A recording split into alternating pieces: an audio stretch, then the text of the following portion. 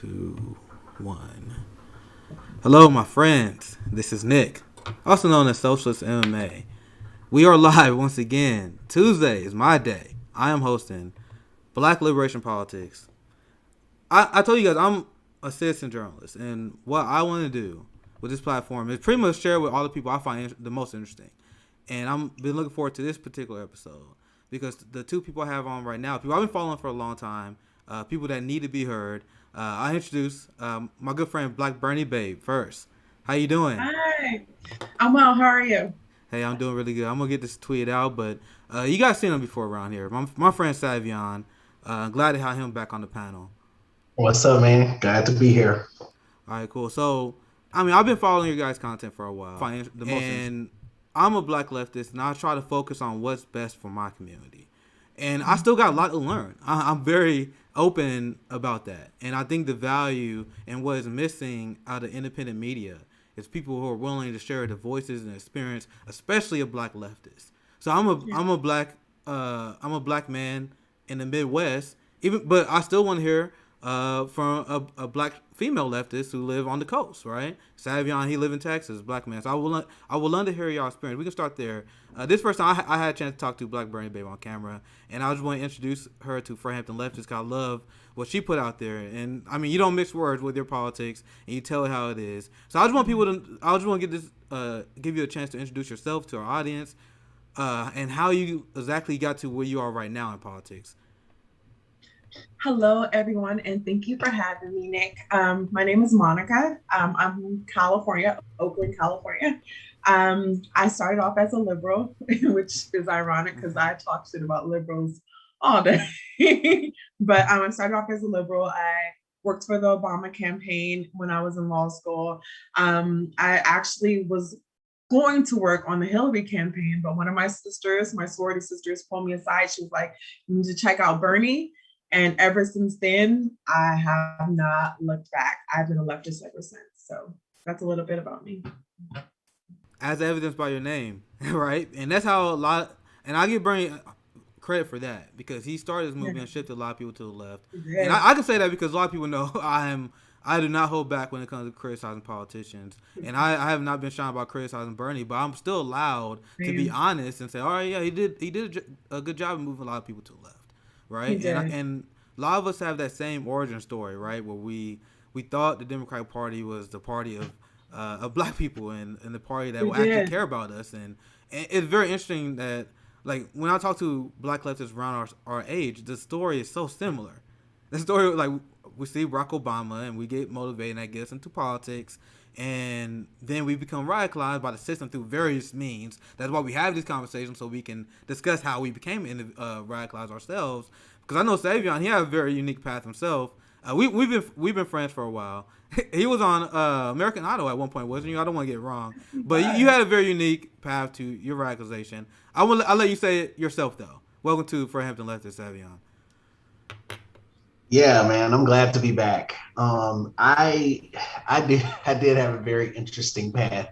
Politics has kind of always been in my family. My grandmother actually, she was a avid. She was actually a Johnson. She actually helped support Johnson way a long time ago, which way long, that was a while back. But she was one of the first in her area in Livingston, Texas. She was one of the first delegates in the state of Texas as a black female delegate. She was the head of a nurses union. A black female as a head of the nurses union. That's a big deal, of course. And then on top of that, like just teaching all of our family members about the power of having our voices as black people, and always telling us to never be afraid to speak up and speak out against injustice. And like that's really my first, like, where I learned about politics. I kind of ignored it when I was younger, of course, because I was just like, I don't really care about that. I like Pokemon and Digimon and all that crap, And so I was the youngest. So I was just like, all of my brothers and sisters were way gone and stuff. And I was like, still, by the time I was in 5th or 6th grade, I grew up in the country. Like, when I mean the country, tractors, horses, cows, all that stuff. Like, I was a country boy, barefoot all the time. And so it wasn't until probably around, I would say around 2010, 2012, I couldn't vote for Obama the first time because I was still in high school. But of course, it felt good to see, someone that looked like me as president. And so once I went to school, unfortunately, I went to like a very conservative Christian university, Baylor, and got to see found out some crazy things that happened when Obama was elected. Like when he was elected in 2008, some of the white kids there at the school decided to be so angry enough to put a caricature of Obama on a tree. Yes, they did this. And yeah, it was a thing. It happened. And I didn't know this, of course, because I wasn't at Baylor yet. But some friends of mine who were seniors by that time I got to Baylor told me it was like their freshman and sophomore years. And they were like, yeah, man, it's a freaking mess. Like you don't even know what happened like 3 years ago. So I was just like, okay, I don't know what's going on with this. And like it was those people who like really kind of ushered me into it and like was like, hey, like I didn't even know your grandma did this stuff. Like, why aren't you like an activist? Like, look at your grandma and what she did and stuff. And it was just like, oh, well, yeah, that's just what grandma did. Like, it was, we knew about it, but it wasn't that big of a deal until 2013. And that's like when 2013, that's when I lost my brother. And that was kind of like the pivotal moment for me, was when I was just like, okay, like shit's crazy. Like this, like no one really cares about what's happening like to Black people being lynched, being killed, and then all of the other things that start to happen. And you have Alton Sterling, you have Tamir Rice, and then you have all of these other names that are being killed. And then I'm just like, is nobody noticing this? Like, what is like, do y'all not see the issue here? Then when you speak up about it, they get angry and they're like, why are you talking about this? I'm like, because it happened to my brother. That's why it happened. Like, that's why I'm talking about it. And so that was kind of my radical, like, I guess, uprising moment. And then right at 2015, when Bernie announced his candidacy, of course, like Monica, like Black Bernie babe, I like fell hard for Bernie. And that's when I was like, okay, my politics all of this time that I've grown up was never directed, was never in the right direction. I just never know. I never knew it until I saw Bernie. Exactly. And I heard what he did. When he gave me that possibility and I saw that it was a possibility that these things could happen. And then look at other countries like Denmark and New Zealand and all these other, like, and even Canada, even though Canada has its own issues. They have one thing that I do know that we don't have is universal health care. And so that's when I was like, how the hell are these countries doing it when we can't do it? When they say we can't do it, that is complete bullshit. Richest country. So that's what radicalized me when I started to do more research on it. And then I was like, you know what? I'm changing my major. I'm going to go to humanities, but you know what? I'm going to get my master's degree in sociology. So then I started working on my master's, and then I started to learn a whole lot more about just disparities within our community and within the Black community. And I'm just like, what the hell? Like, all of these things they could have fixed hundreds of years ago. They're just like, they don't care. And so that's what really radicalized me, was when I started to do the research for myself. And like, I'm like, yeah, I listen to my parents when it comes to certain things, but I'll just say, like, my parents, my dad, he liked Bloomberg. That's okay. So that's when I'm like, okay, no.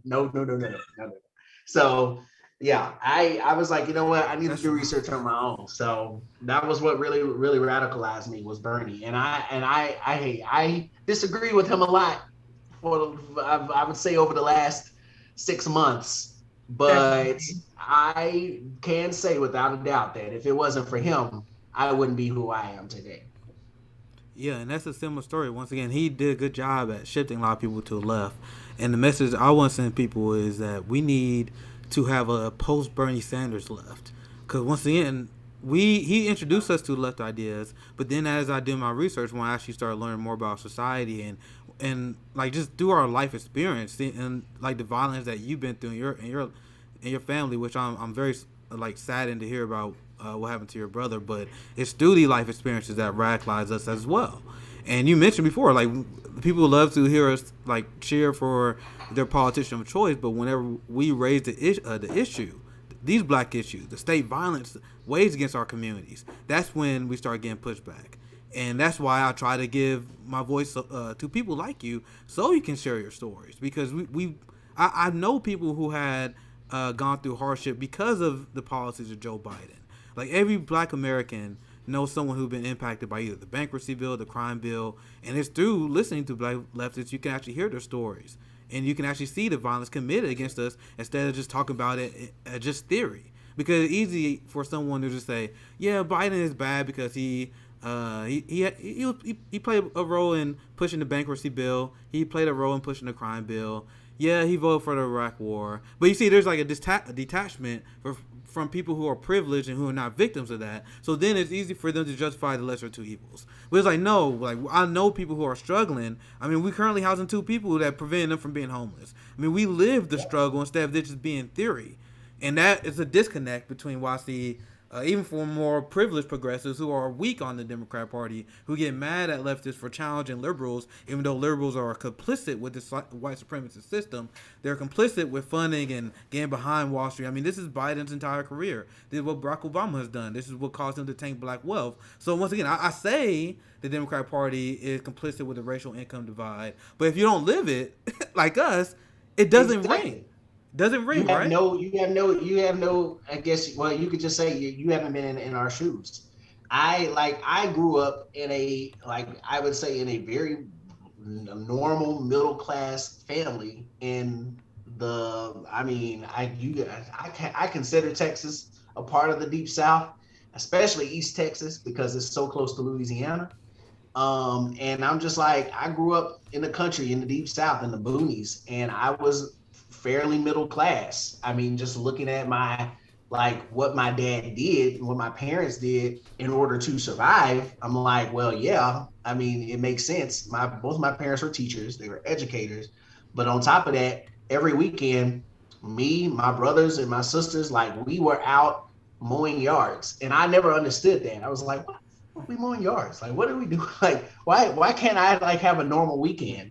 But then I realized, and I'm like, because my parents had to like my dad had to supplement the like income in order to survive so that we could have a middle class lifestyle. We had to go and mow yards every weekend in order to get more income so that we would actually be able to sustain ourselves in the way that would just keep all of us stable, you know? And so I'm just like, how is it in this, what they consider the richest country in the world, as they claim, how is it that people are still struggling in the richest country in the world, if it is the really richest country in the world? I can agree with that assertion, but the fact of the matter is, you have, like Bernie always says, I can say it over and over again, is that we have a disparity of income, and why is it that 1% has way more than 99% of the income in this world, and all of the money in this world goes to really, honestly, I just say the big 3 at this point. You have Mark Zuckerberg, you have Elon Musk, and then you have the main one, he who must not be named, Jeff Bezos. You know what I mean? And so you've got these 3 people who are sitting on top of the world, buying up everything, and now trying to steal all of our resources to go to space.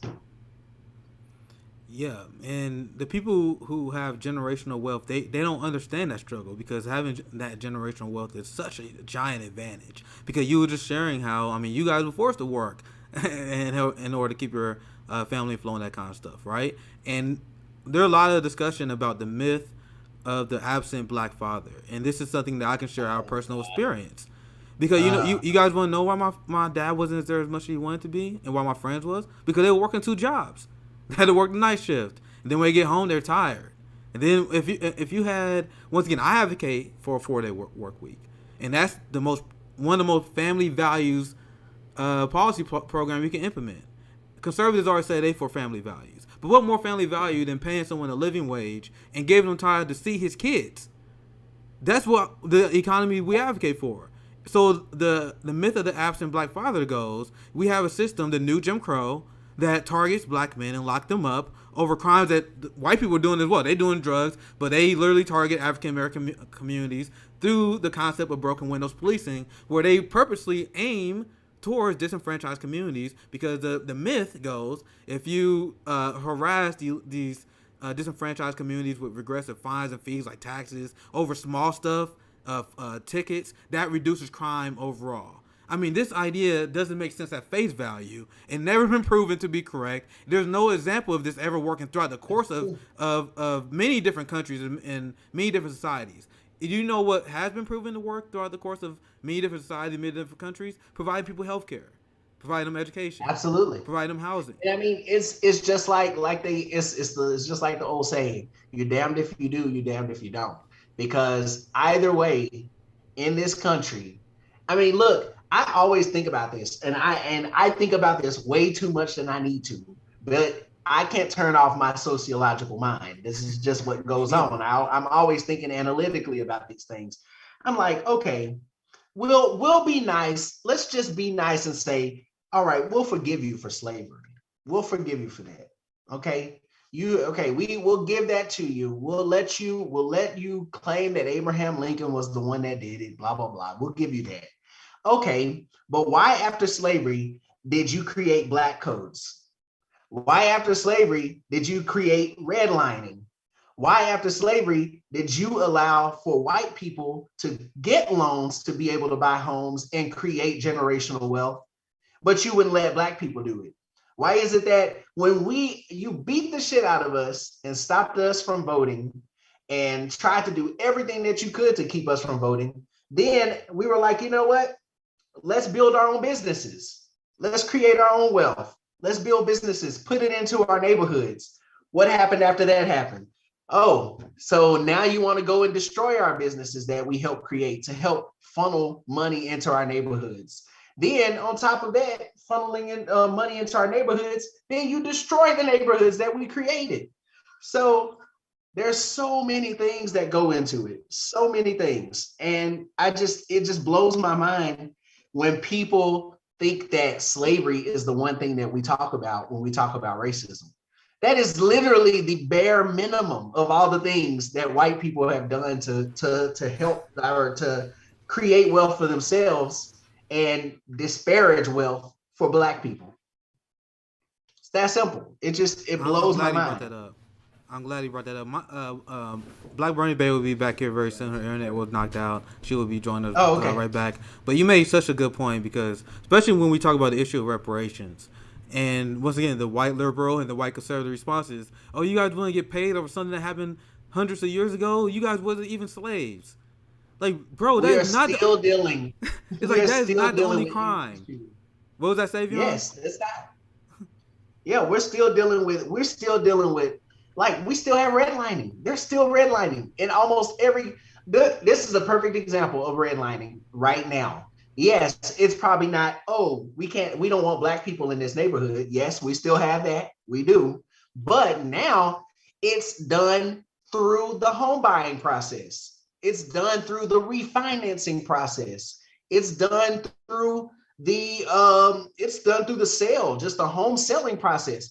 Just a couple of weeks ago, I did a whole statement, or like a whole thread on Twitter, about how redlining and how home buying is harder for black people and selling your home is harder.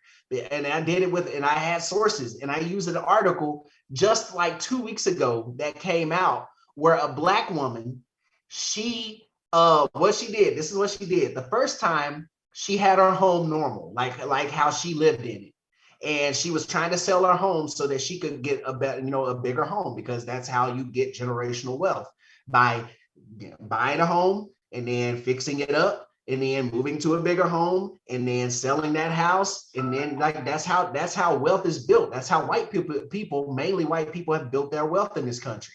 And so she tried to sell her home, and whenever they came in to do an appraisal of her house, and she had African items, like she had pictures of herself and her family. She had like specific like African, urban, as they said it, urban items that proved that she was Black. And then she had her white friend, the second time she did an appraisal, she had her white friend come and like walk through the process through with the person. She took out all of the urban looking things, took out all the pictures, hid all of the photos, and her value, the value of her home, went up over $70,000 just because of the fact that it looked like it was a white person's home compared to a Black person's home. And that's when I was like, there you go. Damned if you do, damned if you don't.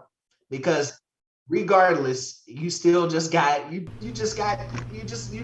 a lose-lose situation. Yeah, and that shows the anti-Blackness in our society runs so deep, and that's when we talk about reparations. Those are the crimes we are referring to. Like there's slavery, which is a giant crime, but there's more crimes than that. And you shared one story, and I always share this stat, and this is a stat that always blows people's mind when you share with them the fact that racial income inequality right now is worse than it was in the height of the civil rights movement. What? Absolutely. How could that be? How could that possibly be? Now, I can explain, and many Black leftists can explain, right? So I'll give you one anecdotal story, and this, once again, paints a picture of a larger issue. We have been victims of a class war and a racial class war as well. So I want you guys to understand there has been a concerted effort from the white community to siphon wealth from not only our community, but the Latino community as well. But we've been particularly affected by this. So I used to sell cars, so trust me, I got a lot of inside knowledge, guys. I know a lot about credit scores. I know how it is. Like, the credit score is an extremely racist system, guys. I hope you guys realize that. But I'm not even getting to that right now. But the entire system is rigged. I sold cars for 3 years. I seen it in action. You guys know that Toyota Financial was hit with a lawsuit, and the entire auto industry was hit with a lawsuit. I know because we had to go through racial training because they had to blame the employees, but actually a systematic problem. But I knew I had the details, I had the information, and you guys know I was actually a victim of that. So funny, I saw it on both ends. I saw it as a victim, and I saw it as someone who had to go through the training, as someone who part of the car selling community. So what happened? What am I talking about? You guys know that if you had a Black man with the same financial situation as a white family, or for example, Black family, white family, same income, same background, same credit score, they were charging Black families a significantly higher interest rate.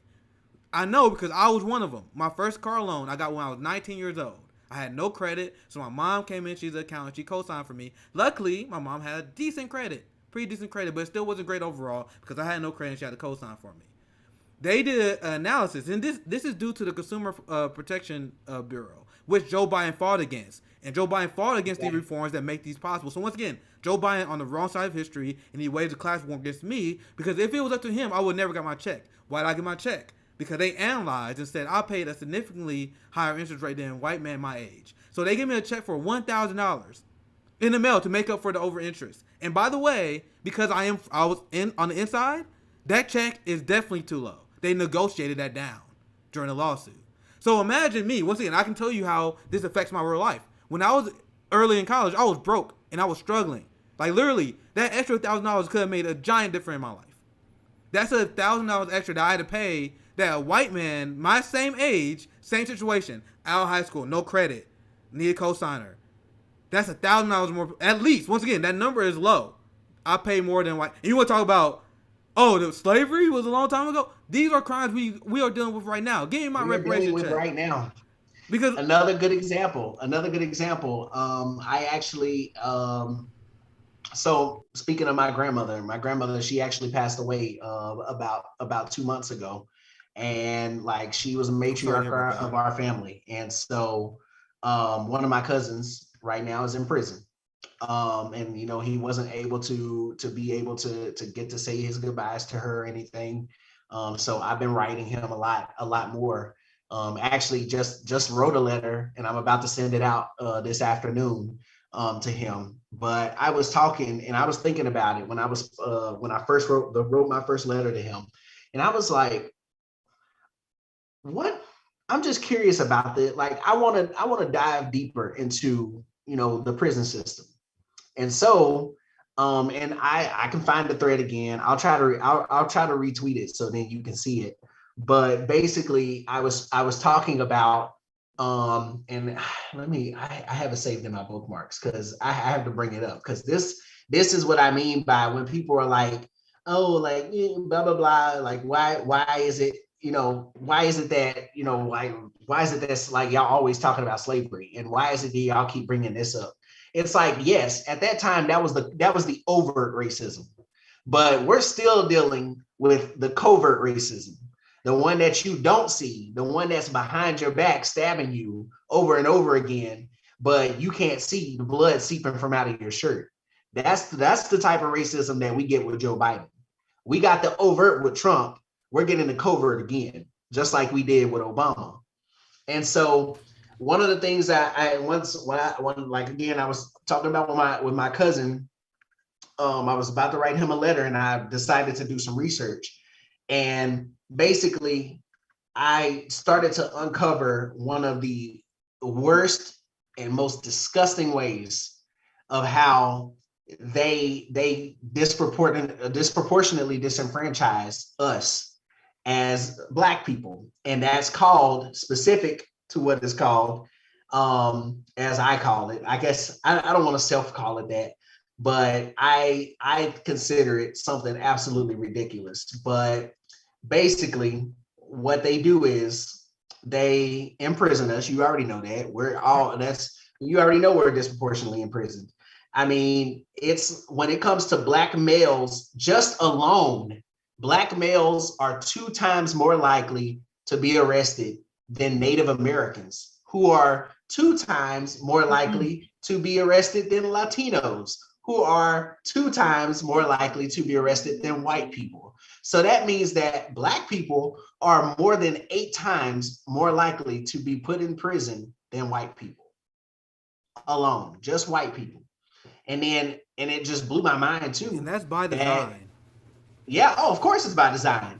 And then I started to uncover this, that model minority, that model minority myth, where it's like Asians are like, they're the closest to white people because they're so smart and they're so good and blah, blah, blah, and all this. You can start to uncover some things with like Mitch McConnell marrying a Chinese woman, and like the reason why he's married to her, and all of these, Elaine Chao, and all of these other things.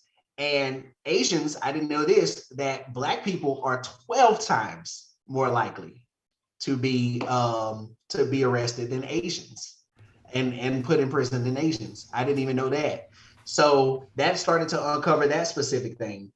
Another thing that I found out when it came to that is, when they put us in prisons, notice what prisons they start to put a lot of Black people in.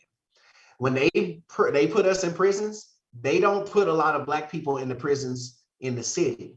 They usually move them to these rural districts all around the US. Mm-hmm. The reason why they do this is because they're able to move them and relocate them and use their bodies as a way to help bring up the population in those areas.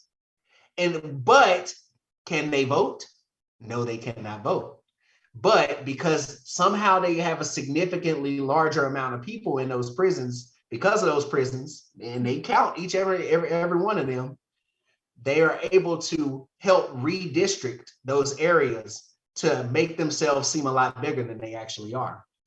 And that in itself, I mean, and then not only that, because of them getting bigger, that means that they get more money. They get millions of dollars into those prisons.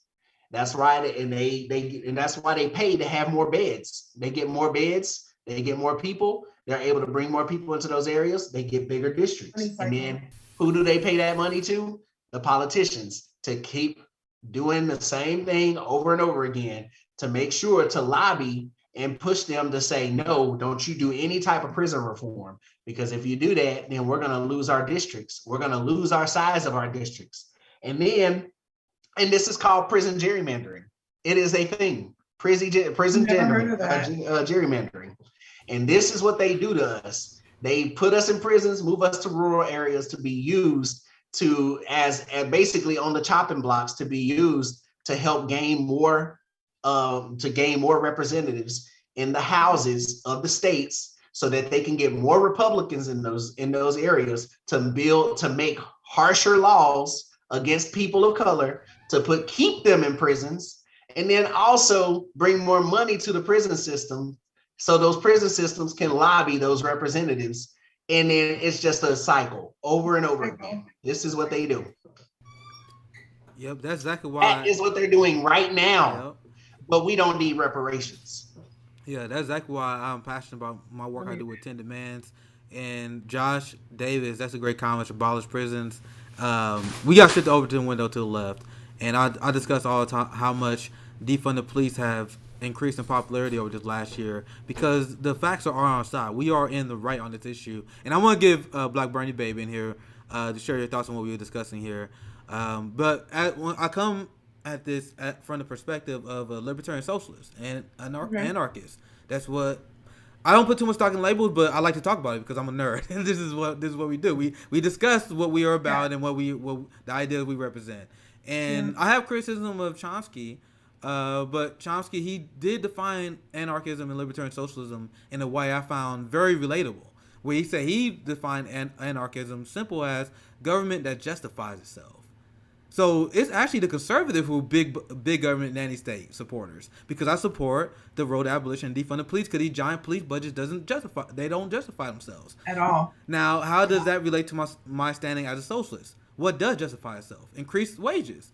Medicare for all not only saves $68,000 per year, it actually boosts the economy, boosts wages as well, and save the average family money. That is a policy that initially and without a doubt justifies itself. And and you can go down the line, and I'm very consistent on this. Canceling student loan debt. That justifies itself, because if you cancel student loan debt, that stimulates the economy. That actually helped the black community. Once again, going back to the racial disparity in our economics, we are charged a higher interest rate than our white counterparts. So this is what we were talking about. This is why I love that Savion brought this up. I want to get you in this conversation, Monica. Anything you want to add on here? And I got a story that we can discuss after that, because I want to get you in this conversation. First, I would like to apologize for my Floridian internet. It's all good. It took me out. Thanks, DeSantis. Everyone know that we always have malfunctions of some sort. Everyone used to hear now. It's all good. So I wanted to apologize. Just to piggyback just a little bit what Savion was saying, in addition to the prison complex. So I am very big on the abolition of the death penalty. And to piggyback what Savion was saying, in addition to us being imprisoned at a higher rate, we are also executed at a higher rate. And this can be in the same county, the same district attorney, same identical crimes. So Black men die 6 times more likely than white men for the exact same crime. So not only are they imprisoning us based on our skin color, they're also killing us based on our skin color. And of course, I'm Black primarily, but I come from a lower economic background. So in addition to Black people being killed in disproportionately to white people, but also poor people, even white poor people are killed, murdered by the state, but 3 times more likely than white men who do identical crimes. So, this prison is just a vicious cycle. It is a vicious cycle, because you have your politicians pushing one thing and then getting into office, like Cori Bush, unfortunately, she just voted to give the police more money. So it's kind of like I told you prior to us going on today, how I'm just so politically jaded, because I feel like nothing's going to change until, we get, I wouldn't say I've actually lost all hope for electoral politics. However, that side, I don't think we have much hope of change unless we do something drastic. So just to piggyback on that, just a little bit. Yeah, and the only thing we can really do is continue to educate and continue to radicalize people, because the Exactly. idea, and this does tie into the story we're going to discuss here soon, but the idea that we have a corporate media establishment that can convince the entirety of black people to support Jim Crow Joe, who's done untold amount of damage to the black community. That's insanity, and that's why we start Hampton leftists. We got to find a way to counteract that. I don't know if we can, but I'm gonna die trying, because it's absolutely. We just talked about the issue of the death penalty. You guys know who was a strong advocate of that, and he said, I think we should apply the death penalty the way we apply jaywalking. There was a joke, but it showed his mindset. That was Joe Biden. He said it on the Senate floor. And I am very open about my old shit-lib views. And I had a lot of conservative views that I wouldn't even call conservative back then. You guys want to know one of my bad takes that I used to have? I used to be like, yo, I don't care about the death penalty. If someone did say anything to my family, I want them dead. So I used to be on the right of people on that issue. And that's where I stood as a liberal Democrat. Like, yeah, I'm a liberal, and I got some issues I'm right on, and the death penalty is one of them. Let me explain why that's bullshit. And once again, and I learned this is bullshit through education, what you guys just told me now. So I'm not telling you guys anything new, but I didn't. Back when I had my pro death penalty position, that was before I learned the disparity of the criminal justice system. I was delusional, it's straight up, because I'm thinking like, okay, I'm pro death penalty because they apply it evenly. What? Exactly. And then once I learned they didn't. On top of that too, I used to be the same way. I am not gonna lie. I used to be the same way. And I will tell you without a doubt, and this is why I had it, because I am 3 generations. I'm telling you, it was my dad, my grandpa, and my great grandfather of Christian pastors, like hardcore. I'm telling you, my great grandfather built churches all the way from Florida all the way here, might as well say to the border of Louisiana, and that. A lot of that has to do with being religious, because of the fact of saying like an eye for an eye and all of these different things. Like that mentality comes from the white version, the whitewashed version of historical biblical history, of biblical history. Yeah. And so I think a lot of that plays a part, because I used to be the same way. I used to be in high school, early college. I was like, yeah, of course. Like if you kill someone, then you deserve to die. That's because I learned as a child an eye for an eye. So you deserve it just as much as you doing it to the other person. Now, I would beat the shit out of myself. That's a brilliant point that you brought up, Savion, because this shows how much our culture like influenced us. Because I was an atheist, but even then, I still didn't know how much religion influenced me. Like, because that is based on Judeo-Christian, like revenge, like ideology. That's why they have these capital punishment. That's what they used to justify capital punishment. Exactly. And I wasn't even religious, but I didn't even know I was influenced that way. And I had a lot of social conservative views that I didn't even know that I didn't even have, that was influenced by my religion. Now I remember one of the first things that I was like proud of myself was I was like, okay, I support gay marriage. And I remember that was like a big thing. I remember when I was a teenager, like, yeah, I support gay marriage. And there's a lot of people around me that did not. And a lot of people don't understand that. Like, when they was first fighting for the legalization of gay marriage, the black church used to team up with conservatives all the time to block those bills. Yeah, a lot of people don't. And that was one of the first things that started my criticism of the black person. Over half of the voted against it from the start. Yeah, so over half of the the Black Coalition, over half of them voted against it the first time, because they were like, I don't want to be caught in that. Like that was the mentality because of religion. Yeah, and that's what a lot of people have to understand. Like, there are a lot of white leftists and a lot of people that in like deeply liberal areas that don't understand that our generation of black leftists, we had to fight a lot of these social conservative ideas, and we actually overcame them. Like, cause I had some beliefs. I'm like, dude, I can't believe I used to think that. Cause now I'm a strong advocate of like Tara Reid and sexual assault victims. But I still remember when the Bill Cosby story first dropped. I'm like, what? There's no way that can be true. Like, there was a I had to fight that.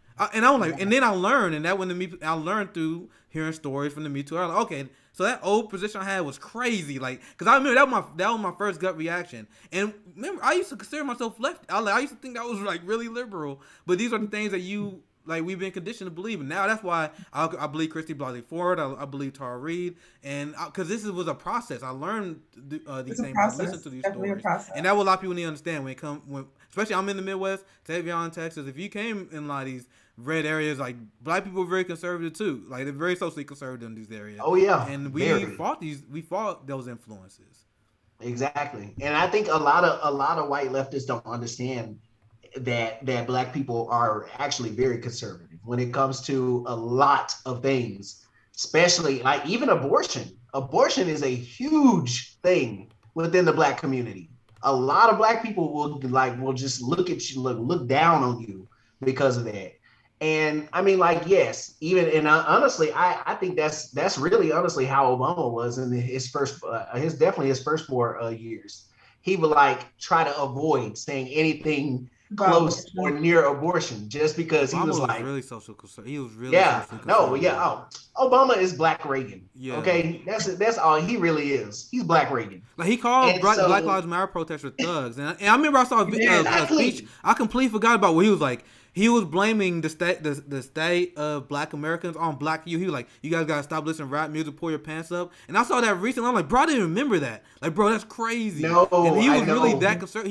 That's how he won the white liberals over. Cause he used to go on the campaign trail like, "Yeah, we're gonna do what we can for Black Americans, but you gotta make sure the Black dad is there." It's unacceptable that he bought into the myth of the absent Black father. And he used to talk about that on the campaign trail. He used to be like, "Yo, so we gotta make sure we get a Black dad in there. You guys gotta take responsibility." He used to say stuff like that. I'm like, I've never heard him say that. Like I wish I had the sources. Maybe I'll play on my show, but I remember I saw that on Twitter later. Like I don't know if I saw it then or blacked it out, but I saw it. I was like, bro, I cannot believe he said that. Like that's crazy. Yeah, I remember him saying thugs. I remember him saying I find that. I covered that on my show. Here, let me see if I can find that.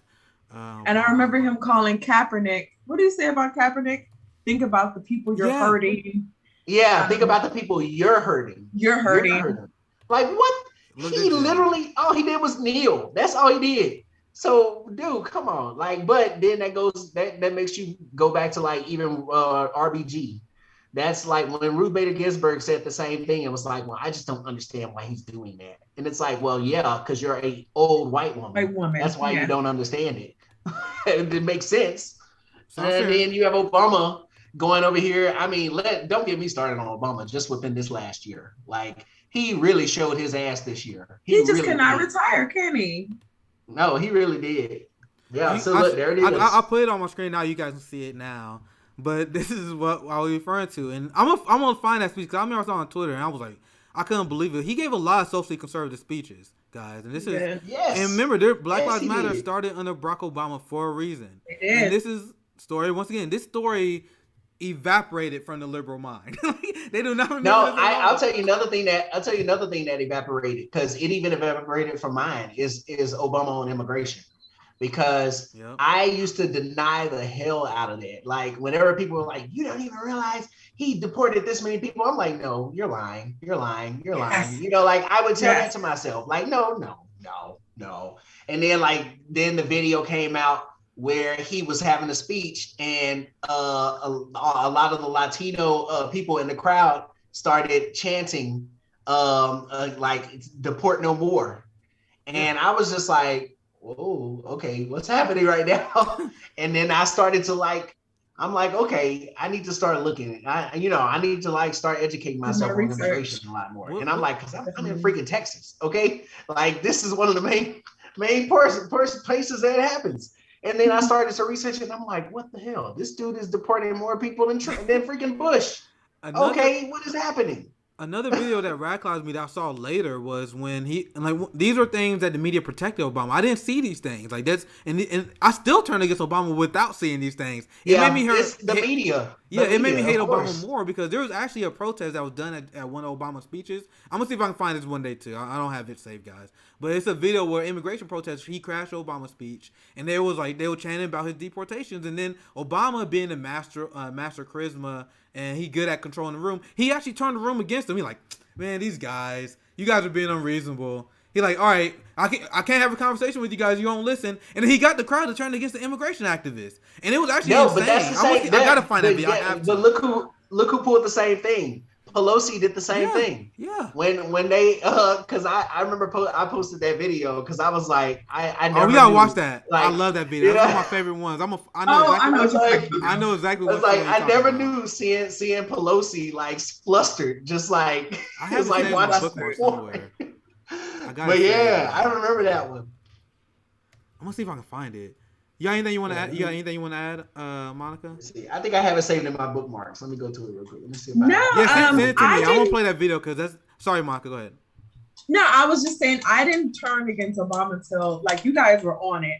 I didn't turn against Obama until way after he was out of office. Like I said, I campaigned for that man. I met him a couple of times and it was like the highlight of my life.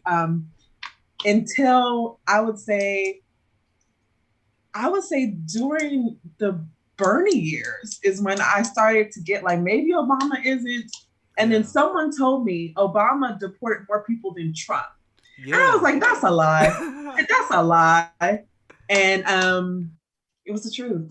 It was the truth. Truth hurts. So I voted for Obama in 2012, but I was so upset, and that was the last time I ever voted for Lesser Two Evil. To let you, I remember in 2012, I was thinking like, yo, Barack Obama was a disappointment. I didn't hate him as much as I did now because I didn't see a lot of things as I explained. But I was like, yo, I think he's a disappointment. But Mitt Romney, he's so terrifying. Now I remember I fell for Mitt Romney, but I still was kind of dissatisfied, and I voted for him. And then after his second term, I just sent it to you. Yeah, okay, I'm gonna pull it up. And after his second term, I was like, okay, this is stupid. This is ridiculous. And that would let me vote for the Green Party in 2016. Like, people get mad at me all they want, but I voted for Joe Stein in 2016. I voted for Holly Hawkins this time because Barack Obama. Like, he shifted me out of the party because I literally felt ill. Like, when I voted for him in 2012, I said I could never vote for Jim Crow Joe because I remember when I voted for Obama, I hated Obama before then. Then I got better at foreign policy after that. Then I learned about his drone war. Then I learned about how he was complicit with NSA spying. He went after Julius. I learned those things after 2012. And then as he continued those things, and as things got worse, as he called us thugs, I'm like, bro, never again. Because I felt, every time I read these things, I felt complicit. Like, and everyone handled these things differently. And I'm not saying that you are complicit, because some people are like, y'all just vote, let's whatever. Me personally, whenever I read a story about Barack Obama drone striking a wedding, he drone strike Doctors Without Borders, I'm like, fuck, man, I voted for that. Like, I felt ill. I couldn't do it. So I'm like, I'm done. So that's where I was at Obama. Let me see if I find with Savion. Yeah, I say it was around 2015, 2016, because I still remember even like right before Obama was about to leave the office, like that, I was still posting like, oh, we're gonna miss you, Obama. And now I'm just like, I want to punch myself in the face so bad after those photos. Like sometimes, you know how like your memories pop up on Facebook, and like, you know, like I was like, delete. I don't no. Like, I don't want to be that person. No, why was I that person? What am I doing? Yeah, you're all that person. Yeah, it doesn't even make sense. I used to believe, like I was just like, I cannot believe. I used to literally believe that Obama was a disappointment because of Republican obstructionism. Like, yeah, look. You see what she just said? You see what she just said? She said, "Are you going to listen? Yeah, I'm gonna play this. Are you just going to shout?" Okay, yeah, let me play this. So what we about to watch here, guys, is the pressure that politicians should always face. Like This is like a one-time thing, and I love this video so much. I've played it on my old show, but I'm gonna share it with the Fred Hampton Leftists. And I'll say this too. Hey, and this is not just Pelosi. This is also Fred. I can't even think of her name right now. What? Let me see. I gotta turn the audio back on. 1 second. All right, let's watch it. Why you think about that? Let's watch this video. Like, this is how the pressure that not only just Nancy Pelosi, but Jim Clyburn should be facing this every day. Joe Biden should be facing this every day. Kamala Harris, Dianne Feinstein, go down the list. This is what they should be facing every goddamn day. Every day. Anyone who was complicit with corporate bailouts, anyone complicit with endless war, anyone who was complicit with funding police more, they should face this every goddamn day. Now let's watch. Oh, Barbara Lee. It's Barbara Lee too. Okay, yeah, Barbara Lee. All right, it's Nancy and Barbara. All right, let me check the audio, and now let's get everything played here. Turn it up.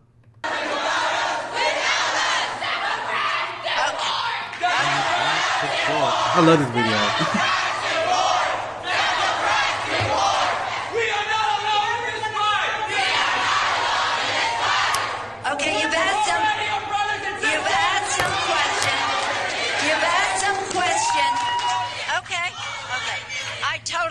with you. But as we fight the fight for the Dreamers, which is our... Do you want to listen or do you just want to shout? You want? You know why I love this video? Because in this video you can actually see Nancy Pelosi getting visibly shook. Yeah, she's like, stressed. She's flustered. And I'm gonna let it go. Go ahead, Savion. Go ahead, Savion. No, I was saying, this is what I love about the video is visually seeing her flustered. Like on her face. Every single one, Democrat, Republican, Independent, from Bernie all the way to anybody. This is the pressure that every single one of them should be feeling from the people. It's like people like put them in this like on this pedestal and feel like once they get voted in, they're like they're on some top of mountain, you know, like some top of a mountain that they can't reach them. Yeah, and I'm like, no. You know, they're just like us. We need to put them in their place because we put them there. Oh, let me fix the video. 1 second, guys. But yeah, they need to realize that. It just makes me mad. I mean, like, especially like I live in a really interesting area. So I'm in North Austin, Round Rock is what it's called, and we have an amazing state representative. He actually just got he just got insulin with my support and help. I actually helped co-write a little bit of his Okay, we see you. There you go, big flex. He actually just got it passed for insulin to be capped at $25 for all insured people, and for people who don't have insurance, it's capped at $100. So that's what he did. He did that. On top of that, he also got Javier Ambler's law. If y'all don't know who Javier Ambler was, he was the reason why what was the name of that show? The cop show. I can't remember the name of it, but whatever that Live PD. He was the reason why Live PD got canceled because here in the Williamson County area, the Javier Ambler, they were trying to like stage this whole car chase scene where they were chasing him, and he ended up having a heart attack, and the police gave him a heart attack and killed him. Yeah, that happened too. So James Tallarico, that's his name, my representative, amazing state representative. Also, he supports a lot of Bernie's initiatives and stuff, so that's another reason why I love him. But he was able to get Javier Ambler's law passed, where it bars any and every police, any federal and state within the state of Texas, from never being able to work with producers and create TV shows ever again in the state of Texas. That's amazing. Yes. That is amazing. So they can't do anything like that here in Texas ever again. Abbott signed a bill too, because of pressure on everybody, putting pressure on him for what they did to Javier Ambler. And then on top of that, the pressure for getting something like insulin, which the reason why this was such a big deal for James Tallarico is because he is diabetic and almost died in a diabetic coma. So one of his top priorities when he was elected as a state representative, was to make sure that insulin gets capped. He succeeded at it. So I really hope in the next coming years that he becomes a representative of our district for U.S. Congress, and then hopefully, honestly, I wouldn't be surprised. He could be a new Bernie. He really could. That would be great. Yeah, I really believe in him that much. I had to fix the video. Let's finish that Pelosi video, and then I'm gonna get Black Bernie Babe's thoughts on that as well. I'm gonna get her in here. I had to fix it. There was a slight glitch, but I got everything working. Let me share it so you guys can see it. But the original theme that we was trying to get across is this is what all politicians should face. So let me finish. I'm gonna rewind it just a little bit. Which is our... Do you want to listen or do you just want to shout? Yeah, I got it.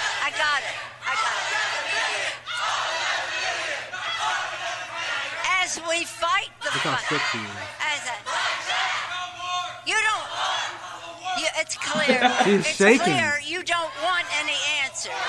Just stop it now. Just stop it now. Just stop it now. Let's stop it now. Sounds just like Trump to Stop me. it. Look, I want to tell you something. You can.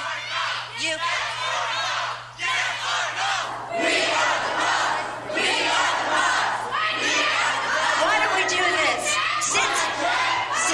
Since you don't want to listen, we'll have to just go. Check that framing out. I'll pass it to Maka. Since you don't want to listen, we have to go.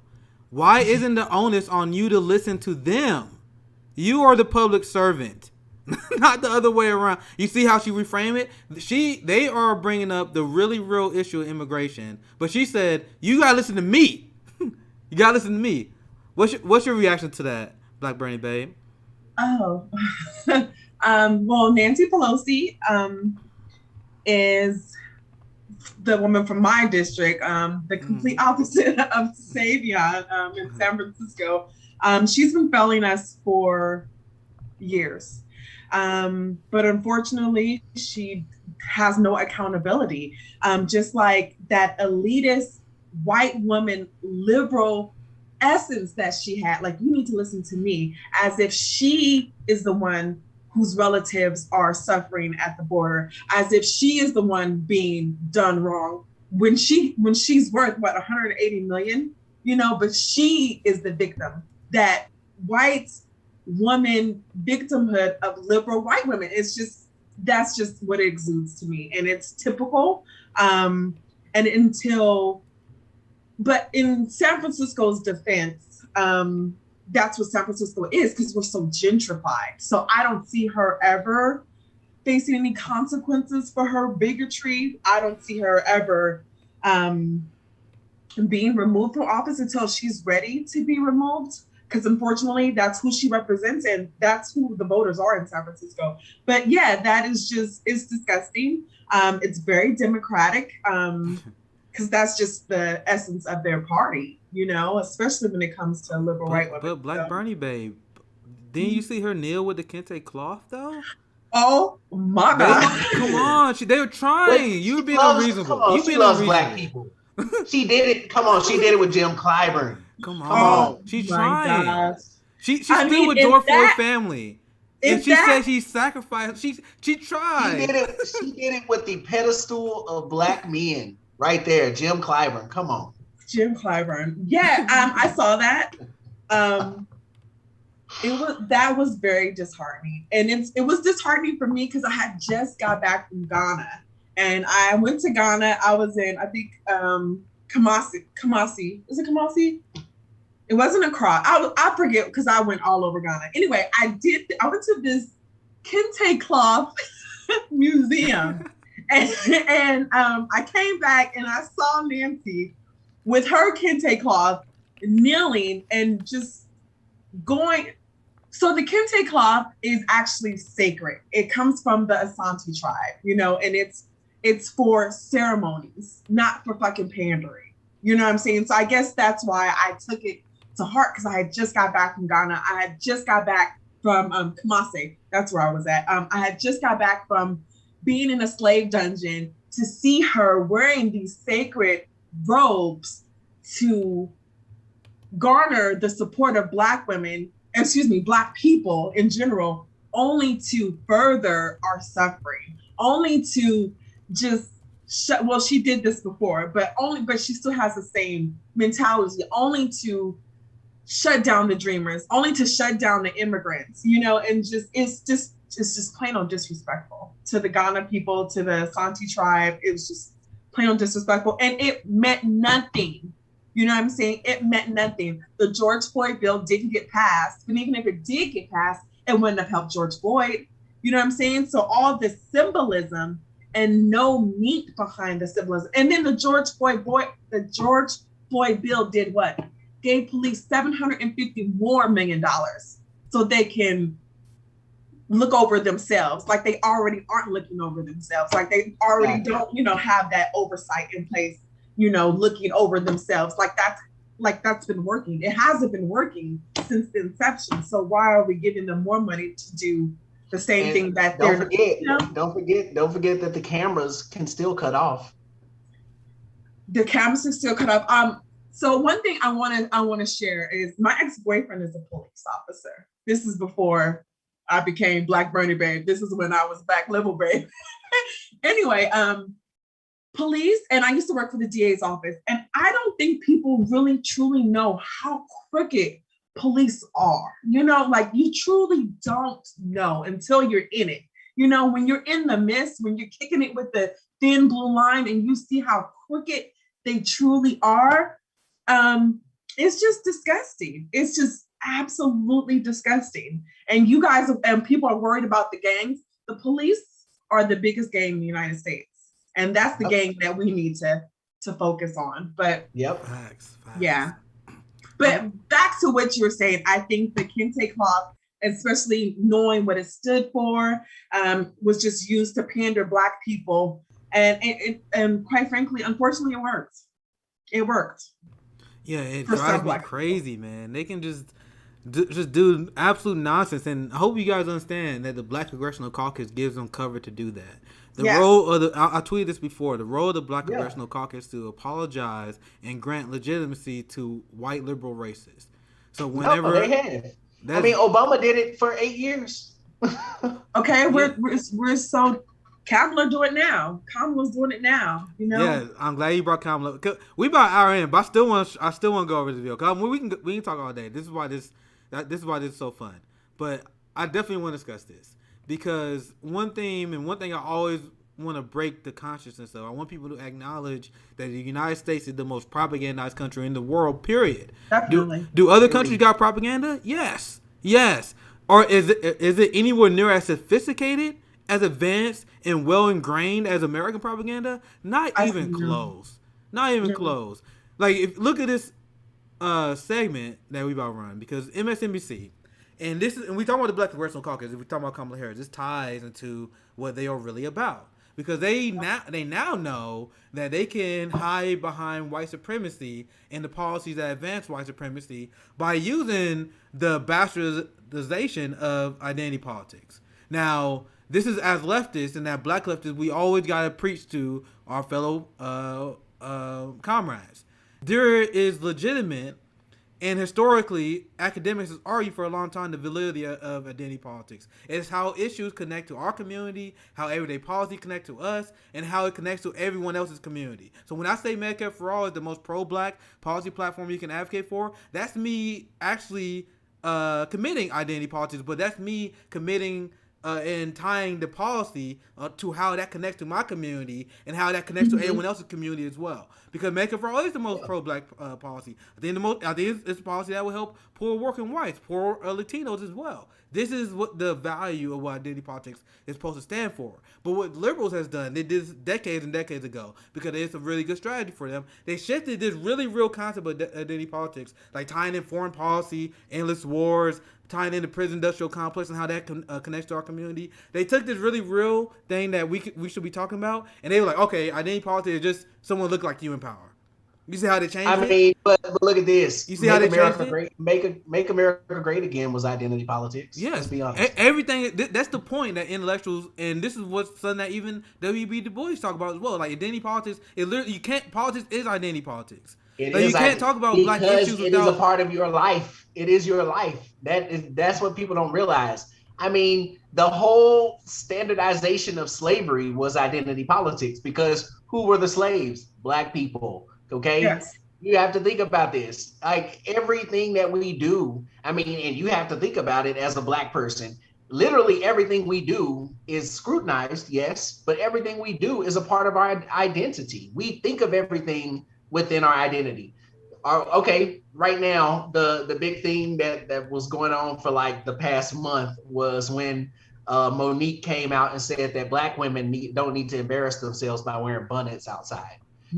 Because of course, because we don't want you to make us look bad, make us Black people look bad, make us look bad because you want to wear a thing on your head. Like, and I'm not gonna lie, I have a bonnet. Look, there's a bonnet right here. Look, I got my bonnet. I wear a bonnet for my hair. And I'm like, hey, that's my thing. But like the fact that Monique would come out and say that you're embarrassing us by wearing something that I thought this was a free country. We could do whatever we want to do. I don't care what white people think about me. You know, that's I'll go into a bank and wear a bunny. I'm not even gonna lie. Yeah. But the fact that you have these liberals who come out and say you are embarrassing our culture by doing specific things, by trying to be yourself, or you just trying to exist. That is literally what identity politics is too. Like we have to exist in the same society. We want to be comfortable in our society like you are comfortable in the society. White people are comfortable. Even white leftists are hella comfortable when it becomes to the racism aspect. When it comes now, yes, economically, not always. And we understand that. But when it comes to discriminatory practices, then yes, you're comfortable compared to where we are. One thing I want to say about the bonnet thing, I just think there's just a lot of anti-Black women behind that, because I feel as Black women, absolutely, we can't when we wear our hair straight, when we wear our weaves, people say we're wearing weave because we're bald headed underneath. Mm-hmm. When I wear my hair the way it comes out of my head, I'm considered militant, and I'm considered a revolutionary just by wearing my hair the way it comes out of my head. So I can't wear a bonnet. I can't wear my hair the way it comes out of my head. I can't wear it straight. I mean, what are Black women supposed to do? We're damned if we do and we're damned if we don't. Well, look at that. You know what I'm saying? So, and that goes back to what me and you were talking about, Nick. Either way it is, like, it doesn't matter. We're damned if we do, damned if we don't. And what Black Brain Babe outlines there is a real example of anti-Blackness and the struggle that real Black women go through. And that's why I always want to invite as many powerful female Black leftists as I can to hear these experiences. But this is why I despise the liberal media establishment, because they take really real struggles, and this ties into our video very perfectly that I'm going to show. And you guys gotta bear with me because it's gonna be painful to watch, but we gotta get through it. We gotta see their talking points and where they're coming from. This is literally the only reason I watch this kind of stuff. But the propaganda that we get from MSNBC backs up why I say this is the most propagandized country in the world. And they took the really real struggle that Black women go through, and they using that to apologize for Kamala Harris, who is complicit with advancing white supremacy. That's what they do in this clip. So luckily, this clip is in 3 parts. It's gonna be hard, guys. You gotta stick with it, because this is a very important case study. No pun intended with the Twitter handle of the person who's sharing this. I'm gonna share it for you guys so you see it. So hold on, let me share it with you guys. 1 second. But this is the perfect case study of why liberals put Black women like Kamala Harris in a position of power. And this is why they love Barack Obama, because he killed the anti-war movement using identity politics in this bastardized way. Well, anyway, let's get into the video. I can go all day on this. Let's actually dive in. I'll just make sure audio is good and everything. Do not come. Do not come. Republicans. So if you guys don't know, obviously, that's the video she responded to, because Kamala Harris took a ton of backlash because she's advancing the same policy that Stephen Miller and Donald Trump was advocating for. And they use the same line of attack that they're using. I'm going to explain as we watch this video. This is about 6 minutes, cut it into 3 parts. After in each part, I'm going to give you guys thoughts. And then we're going to move on, because it's tough. But this is a very important case study, guys. Stick in here with me, because this is exactly why liberals are so dangerous. And they hijack our real experience to fund and be complicit with white supremacy. Let me continue. Comments, of course. But they also didn't go over too well on the left, including with Representative Alexandria Ocasio-Cortez, who called the comments disappointing. So here's what I want to know. Given that immigration is one of the most complex issues we face as a country, a situation where there is no quick fix, is there anything Harris could have said that would not have drawn criticism? As a woman, a person of color. And I'm not going to stop it too much. I just want to hint this, because the funny thing is they are responding to AOC criticism of Kamala Harris. So I want you guys to keep that in mind. So they were kind of painting AOC as anti-black woman for criticizing Kamala. I'm not gonna interrupt it too much. I'm sorry. I'll stop it. I'm gonna stop at the end of this first clip. I'm gonna get you guys' thoughts after this. And the daughter of immigrants herself, the first ever vice president, who isn't a white man, by the way, always remember that, is Harris being held to a different standard. Joining me now to discuss is Anousheh Hossain. She's a journalist and the host of the very cool named podcast, Spilling Chai. She's also the author of the book, The Pain Gap, How Sexism and Racism in Healthcare Kill Women. Thank you so much for joining us. Capitalism. Thank you. You guys, anything you want to add? Because this is painful. I'll let it finish. I mean, well, first off, look at the books. Like the books, come on. Like really? Like you didn't have to be that extra. All right, let's finish. That was a straight power trip for capitalism right there. Yes, exactly. Let's finish this. I'm gonna get Black Bernie Babe her thoughts first. This is, like I said, I have a hard time watching this whole thing without stopping and raging. But let's see if we can get through it. So much for having us, Zerlina. Great to be on with you. I know, it's so fun. So Harris is really in a no-win situation with this crisis. Let's be honest about that up top. And I think this line from your recent op-ed in USA Today sums it up quite well.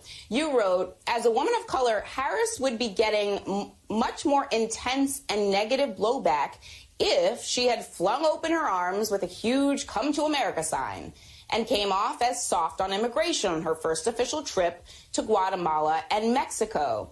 So she didn't have a whole lot of options when it came to messaging on this trip. What do you think of how she did? You know, I think this was a really tough topic, a tough portfolio. And for her first trip or her first international trip abroad, and it would have been a tough portfolio for even a seasoned diplomat. But because she is a woman and a woman of color, the level of scrutiny that she is getting from both the left and the right is really off the charts. And, you know, it's interesting that you mentioned the point about white men, Zerlina, because we always give them the benefit of the doubt. No one criticized Jared Kushner. No one criticized. All right, so we got 3 clips. We get to the other 2, but I want to give you guys a reaction on that one first. Okay, well, first, wow, I got a lot to say. This is tough. Go ahead, okay, you first. First, because my dad is an avid CNN, MSNBC watcher, I remember during the President Trump administration, you know, when they used the exact same rhetoric. Now Kamala's using that rhetoric, and it's immigration is a complex issue. It's a tough topic, or there's no quick fix. Where was that rhetoric when the racist Republicans were using that same, you know, rhetoric? Why is it a tough topic with Kamala, but was it easier under Trump? That makes no sense. So that really upset me. But this is what really, really, really, really pisses me off as a woman of color. So you're saying that we're attacking Kamala because she's a woman of color, as if there aren't women of color crossing the border. So how does that even make sense? So I'm attacking Kamala because she is a Black woman. What about the Black women? Because some of those people from Guatemala are Black. Some of those people from Mexico are also Black. So what about them coming over? Do those Black lives don't matter because Kamala is sending them away? Was it different when Miller was sending them away? Like the weaponry to trying to weaponizing her Blackness against other Black people pisses me off. So yeah, you can tell I'm flustered. I'm mad. I am mad because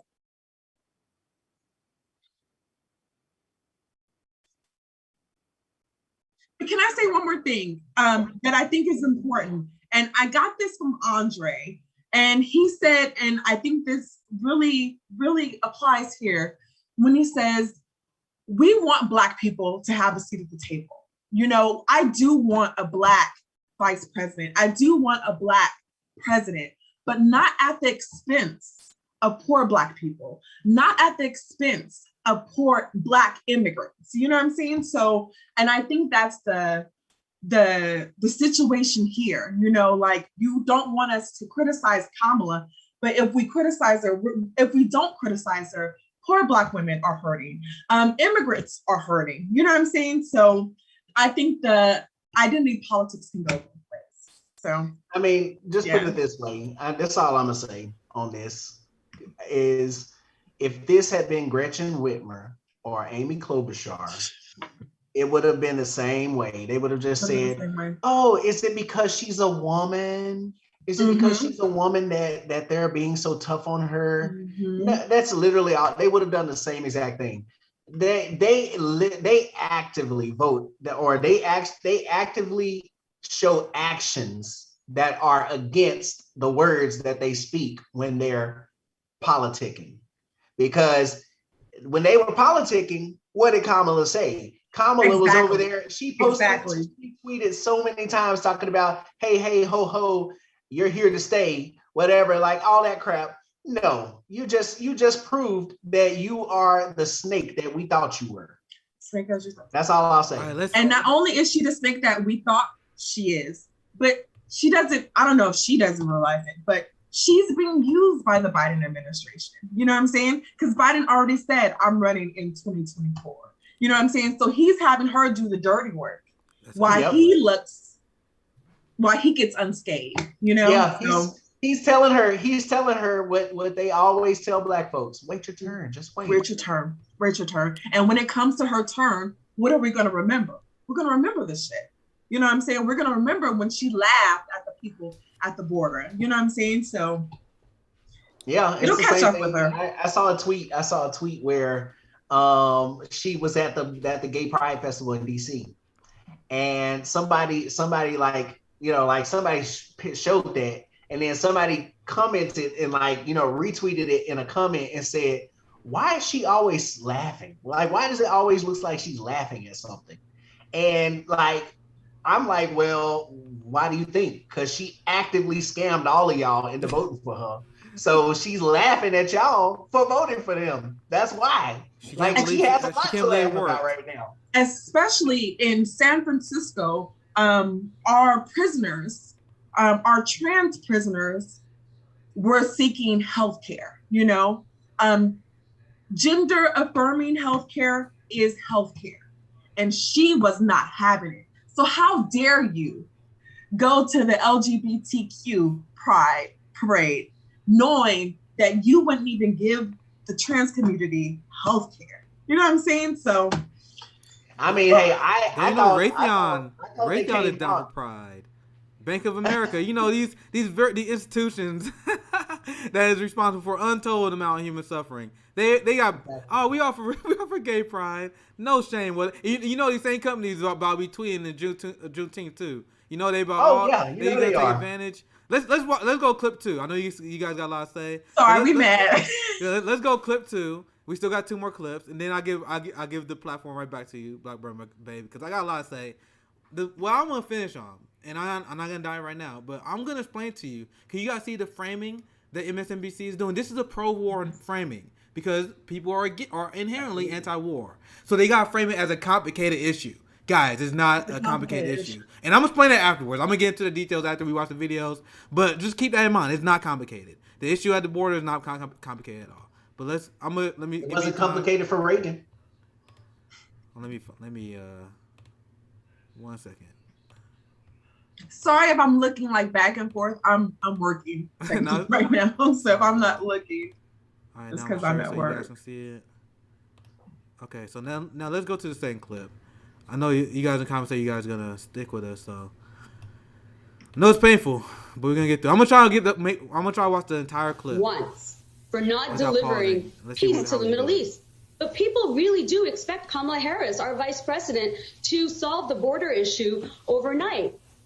All that being said, and I know she is in a really tough situation, it was jarring to hear this administration sound so much like the last administration, especially on the issue of immigration, and because she is the daughter of an immigrant.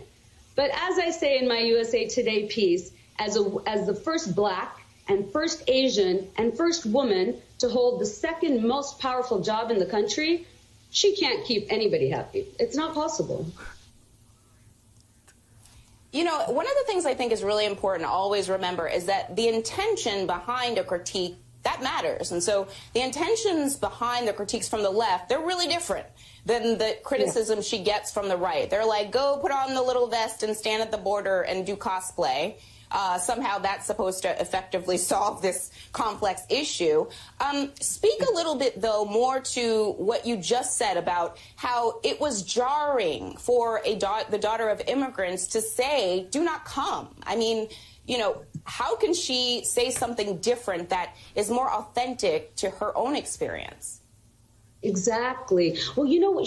The reason she's in such a tricky position is because the Republicans are very good on this issue. Not good on this issue with solutions and policy, but with their messaging and with their false information and basically lies. They have framed this issue. So they have their talking points already ready to go. To be quite blunt with you, Zerlina, it's shocking that the vice president wasn't briefed better, wasn't prepared better with her language on her wording on such a complicated issue. Because for the Republicans, going to the border is a photo opportunity.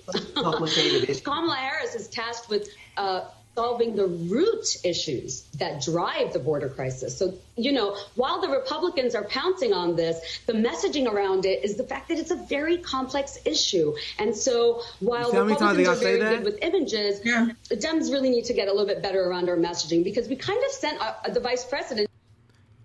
Now that's clip 2. We still got one more. We got to pause it and dive into it. Once again, there's so much to unpack from every single one of these. So much to unpack. So, once again, they deflected blame towards. So they were like, kept saying it. Complicated issue. Complicated issue. I'm gonna get Black Brain Baby in here, but they was like, Republicans are good at framing these issues. What, you have to agree with the Republicans?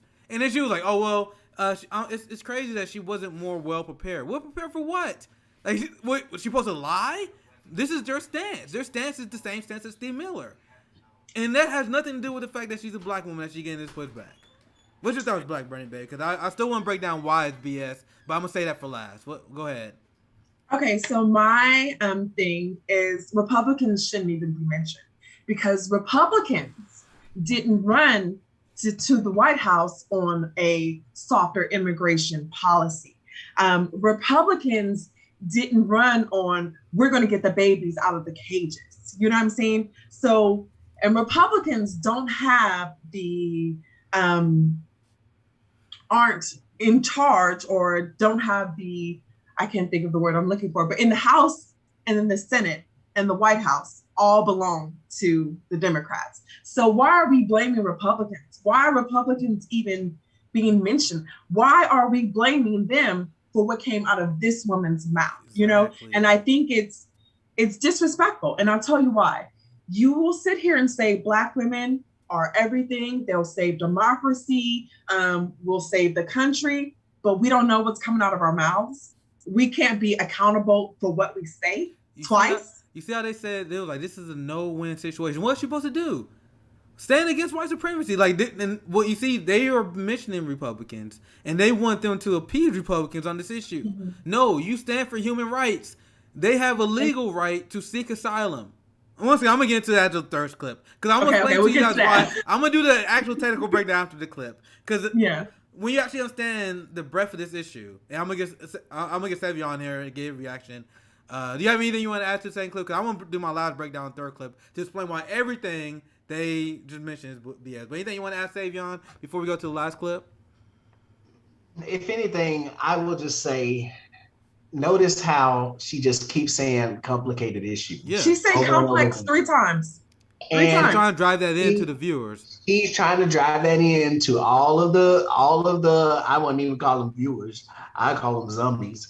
But anyways, she's just trying to drive that in so that people can be like, oh, but they're being so hard on her. She's only doing the best that she can. And honestly, it is not a hard issue. It isn't.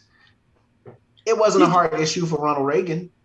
Ronald Reagan was one of the immigration presidents of all the evil shit that man did. I'm gonna ask you about that. Say, hold that thought. I'm gonna ask you. I want you to keep that thought in your head because I want you to expand on that later. Let's watch this last clip, and then I think the theme of our next reaction pretty much breaking down why everything I just said is BS. And I think what you about to say about Reagan is gonna help. So hold that thought, and then we're gonna break down exactly why this is a horrific propaganda piece. We got one more. Let's get ready to screen share it. Okay. So sorry guys, I know you guys been this one only 90 seconds. We near the end. So you guys been sticking with me. I know the comments have been cracking me up so far. But this is an important lesson for us to learn about the media. Let's do the last clip here, guys. This issue. It feels to me like we cannot forget how complex this issue is. And sometimes I'm like, if a criticism is, why didn't you go do this thing instead of that thing? Then explain to me how doing A or this thing would help. Last question. Women and men aren't assessed through the same lens. And that's one thing we have to keep in mind whenever we're talking about the vice president. Bernie Sanders? Can women get angry and actually show it? Is that something that we are going to have to get used to now that we have a vice president in Kamala Harris who is a woman? How does she navigate that dynamic? It is so tricky. I have to pause right there. You guys realize what they just asked? How can Kamala Harris navigate apologizing for a white supremacist immigration system as a black woman? You guys realize that what they asked her, right?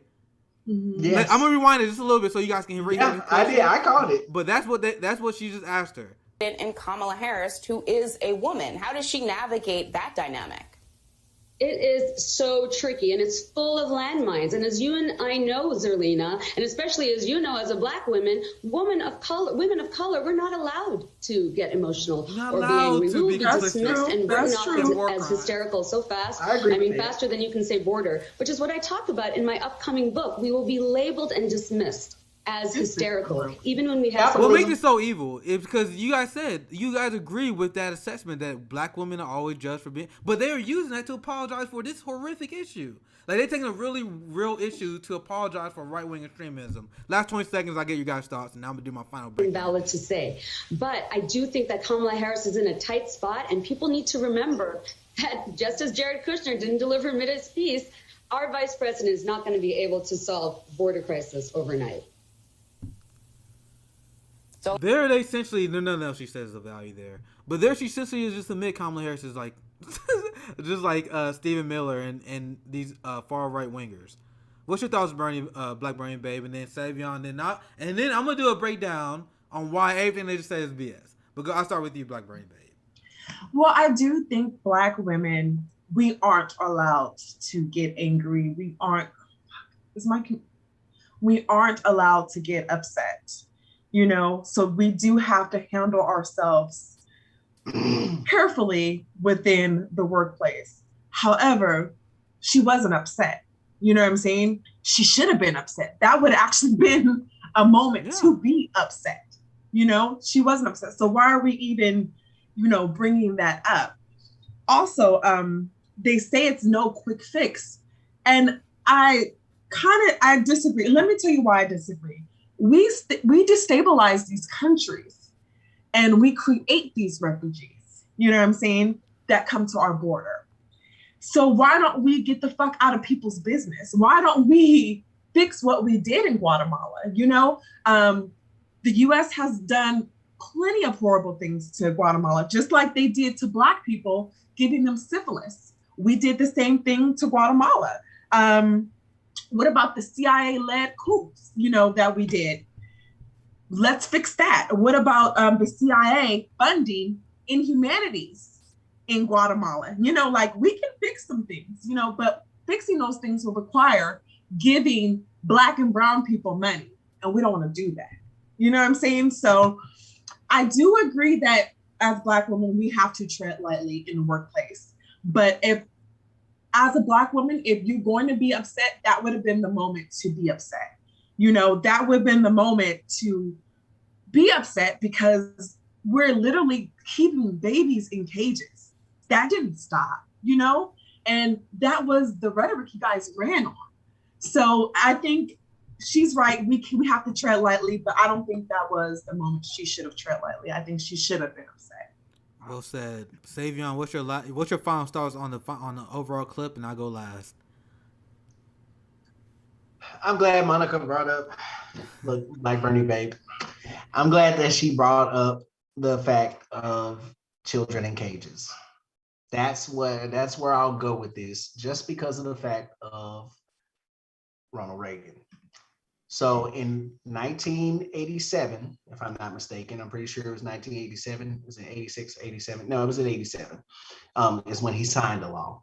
So the law was passed in 86, but in 87, the Immigration Reform and Control Act was what made that was what allowed companies to not take advantage of illegal immigrants. So it stopped companies from being able to hire illegal immigrants, which in itself could be a bad thing or even a good thing, just because of the fact that they can take advantage of them and pay them anything that they want to pay them. But one thing that was really good in that bill, if you don't know, is that it gave legalization status to all minor children of parents that were granted amnesty. So why is it that we can't have Biden do something like this? Why isn't it that Kamala is not doing something like this, where she's the child, of immigrants? Why isn't she fighting for amnesty for all of these children in cages, like Reagan did?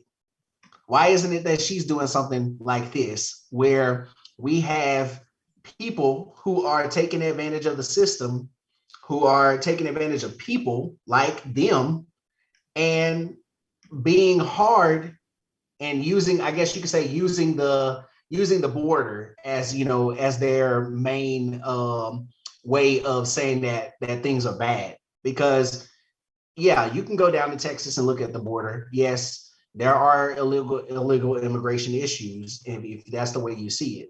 But I see it as a way of amnesty. And if there's not a way to give people the right to come here, but then you have this woman who is the vice president who's saying that you can't, like, don't come here. But you are literally the child of immigrants. You are the direct descendant of immigrants who came to this country, and yet you are not living your parents' dream. You're not giving those parents who had your dream become vice president in this country. You're not giving those same kids that opportunity that you gave, which makes you a direct hypocrite of your literal whole life. And I'll end there. That's well said. And you guys hit all, like, so many of the points I was about to hit. But this is, and Black Bernie Bay, we would point out, there was repeating over and over and over again, they want you to think this is a complex issue. Yeah. This is not a complex issue. You guys know why they was upset with Trump on this issue? Because they have a legal right to seek asylum. So this is not a complex issue. And this is why Zerlina, she's having a hard time selling it. This is why she had a hard time selling it. And this is why Steve Bannon had a hard time selling it. Because you can't sell breaking people human rights.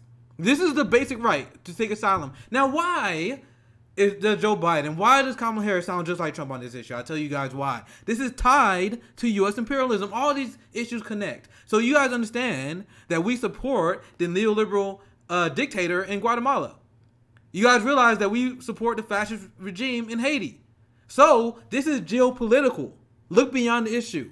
So if we deny the people who are coming there who are seeking asylum, we legitimize the regime that they are fleeing. Let me say that again. Let me say it another way. So if we accepted them into asylum, that means we are acknowledging that there is something wrong with the state that we are propping up that they are fleeing to. So we deny their legal right to asylum, and we put the burden on the individual. Right? That's what they do. Oh, y'all go back to your country. You got to clean your own country up. Oh, you're not following the process, even though that's not true. They shift blame from anyone except the illegitimate state that the United States are allies with. So that's why The lady on MSNBC can't tell her audience that. They can't tell her audience that if people are fleeing Guatemala because we are propping up an illegitimate fascist regime. Yep. They can't to go on top of what you're saying, Bolivia. Bolivia is the perfect example of this. What happened when Evo Morales was kicked out of Bolivia?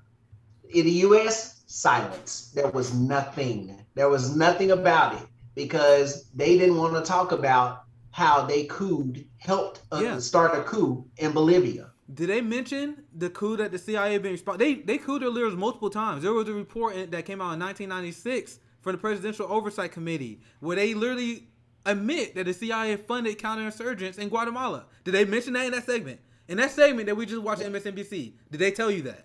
Did they tell you that Ronald Reagan funded CIA operations in Guatemala that led to the direct torture of leftist activists in Guatemala? Did they tell you? Oh, don't get me started on what Ronald Reagan started with the CIA. Just for black people alone, the war on drugs. Okay? They can't tell you this. On top of that, who helped him do this? Joe motherfucking Biden. All these issues connect, guys. All these issues connect.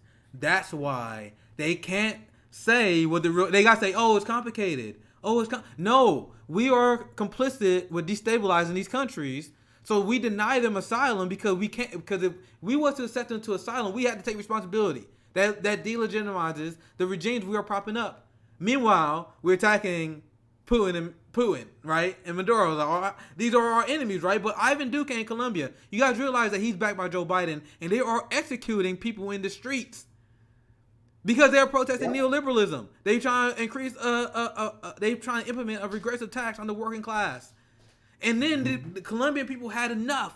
And then they launched a spontaneous general strike. We covered that on my last show where they broke down where there was a 75% consensus towards general strike immediately. It came out of nowhere. And people were like, oh, why you advocating for a general strike in America? Because we've seen it in action in other countries. We're just not there yet.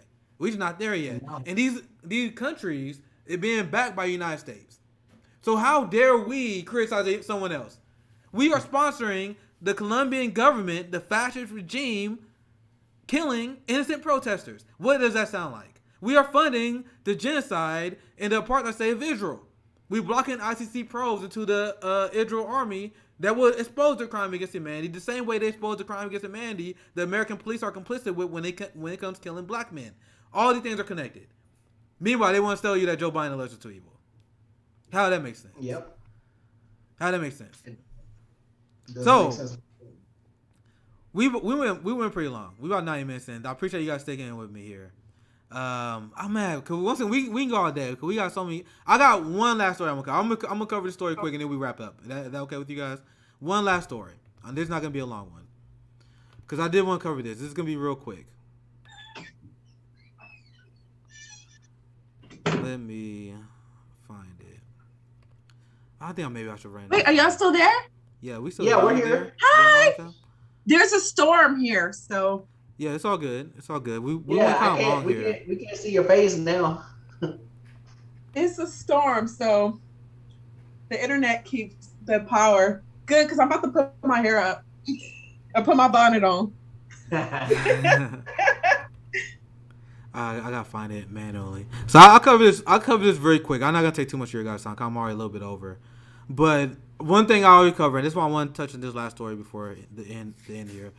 I am an advocate. We're gonna have 10 demands on Saturday, and we to discuss our demands. And this is the road towards police abolition. Throughout the course of our discussion, we lay out the crimes of the fascist police state. We talk about the issue in Colombia, Guatemala, what happened in Israel, Palestine. All these issues are connected. You can't be an anti-imperialist without supporting defunding police, without fighting our fascist police system here, because it's all the same thing, right? So what liberals propose is that we just gotta have simple reforms. Simple reforms are what's going to fix these, despite the fact that Minneapolis reformed the police 6 years ago and they still killed George Floyd. I remember when body cam reforms came out and everyone thought that was an amazing idea. Now you had Andrew Brown, who the body cam proves the guilt of the cop who shot him while he was running. But then what happened? The cops and DA said, "Oh, we don't have to release this film." So, I thought it was a good reform. What happened? How is it a reform when the cops can say, "Oh, we're not going to release the tape"? Why am I bringing this up? Yep. I'm going to give you guys thoughts after this here. because there's another reform that sounds good, right? It sounds good on paper. We got to have a police accountability board. That's the reform, and this is what Democrats always advocate for as well. Now, what happened when we tried to do that? And let me show you guys a story. They had a police accountability board. Oh, I closed it. That was formed in Rochester, and this once again proves why you cannot have these systems reform themselves, because they laugh at your shit-lib reforms. In this story, it said Rochester Police Board to remain powerless to discipline cops. So they set up this board that's supposed to investigate. I don't have it shared on the screen, but I'm reading the article out for you guys. The viewers can see it here. Let me share screen so you guys can see it.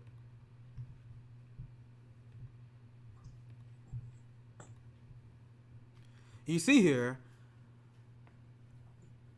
Let me take that off. Rochester Police Board remain powerless to discipline cops. So they form these committees, and they can find wrongdoing by the police. But then, it literally, as you see here, the opinion, like the one before, rendered board finding solely advisory. You see that? You see how they laugh at your shitty reforms, libs? Yeah. Once again, this is one of the things that I thought was a good idea. Like before I shit too, I was like, oh, you just have accountability board, people that independently investigate the police. That sounds like a good idea. This is it in action. They can just say, nah, what that sound like to you? That sound like the Senate parliamentarian, doesn't it? It's just advisory. Oh, it's an excuse. Yep. It's not surprising. It's not surprising. I mean, honestly, when it comes to reform of police, the first thing that you need to do, and I'm a hardcore believer in support of labor. Like, I would say in general, for there to be labor unions. But the worst thing that has happened to police is having a police union. And you're not going to get any change until you break up those police unions. What's that? Look at this. Look at this as well, guys. So I'm gonna be fast on this one because we'll wrap up here soon. I know we're going a little bit long. Well, at least I had to break this one down. See, this is what I'm talking about. Cop caught on body cam allegedly deleting suspect video of arrest. Oh, I saw that. Remember that? Remember that body cam last week? I'm gonna give you thoughts here very soon, Black Brain Babe. But look, this is just another example of these forms being really, really damn useless at the end of the day, right? And I want to share this last thing. I want to get Black Brain Babe and Savion's thoughts. I've been covering defunded police, and defunded police has skyrocketed in popularity. We went from -31. This is when 538 looked at it. Now you guys realize that 55% independent supported right now, right? That's a massive, unheard of leap in any policy. And I'll bring that up because we need to keep this up. Keep up the harsh rhetoric. Keep up the protests. Because look at this. Look at the story here. I thought it was hilarious. Police feel burnt out, bullied, and stressed. Good. Very, very good. Very, very good. And this goes to show that if they was in France, these police would have been broke by now. They already starting to break due to public outrage. What's your thoughts, Black Bernie Babe, on what we were discussing here? Well, police in general. So a little bit about me. My second year of law school, I worked for the district attorney's office in Durham County. And to see firsthand the relationship that police have with district attorneys is really unnerving, especially because they have conflicting goals. The police are there to enforce laws, and the district attorney is, they're supposed to be a fair conduit and make sure the laws are applied equally. Equally and effectively. But the relationship between the two is disturbing. They're very chummy. And until we get that separation of those two entities, where if I'm your friend, I'm not going to prosecute you, and they're friends, exactly. They have a lot in common. So I think we need to get rid of that relationship. And I also think that a lot of police officers and police unions sign contracts with the state, and you have the state protecting the police. You have the state having insurance to when the police do fuck up, they'll insure the victim. That relationship needs to end as well. You know, I'm glad he brought that up. I'm so glad you brought it up because this is why you can't reform it. Because you accurately point out they are friends. Like the person who is responsible for holding the police department responsible, he got that position because he worked his way through the ranks. So he know Jake. he friends with John, who's the police captain. So they're less. Once again, this is basic human corruption. That's why I'm glad he brought that up. That's such But you want to add Alton Sterling. I brought up Alton Sterling in the past. Alton Sterling's family just won, I think, a $4.5 million settlement from the state. That's rare. And one last thing I want to share, because I found this video very funny. Because as leftists, as anarchists, right? And there's a lot of confusion on this. We're not anti-gun. we are pro-gun. Savion, I think you actually told you was like a gun instructor actually at one point. You still got to teach me how to shoot. Savion's the one who told me to get a gun. Yeah. I told you, I was biased because I'm a martial artist. So I'm like, man, I hate that guns like level the playing field. But now I'm like, shit about to get like real. Shit about to hit the fan, and we can't expect our government to not rise up against us. Like we gotta have some sort of protection. Now, I completely 180 on this issue over all the while. Why did I bring this up? I bring this up because we talk about police abolition. Only people I want to see disarmed, and Finney brought this up brilliantly on our last episode of Black Liberation Politics. Only people I want to see disarmed are the police and the military. Like, don't disarm the working class. If you want to disarm anyone, disarm them. Because we talk about the mental fragility of cops. I saw this video here, and my point, I was like, bro, I don't trust this guy to be mentally stable enough to handle a gun. Look at this nonsense that come out. This is about a week old, but I think it's very funny. Let me share screen so you guys can see it.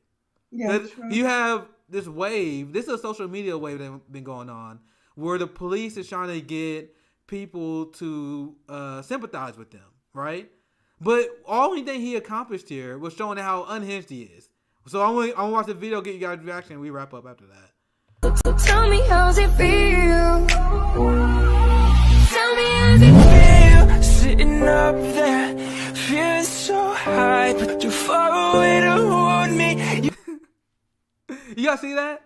I'll play it one more time, big screen. Propaganda. Tell me how's it feel? Tell me how's it feel? Sitting up there, feeling so high, but too far away to hold me.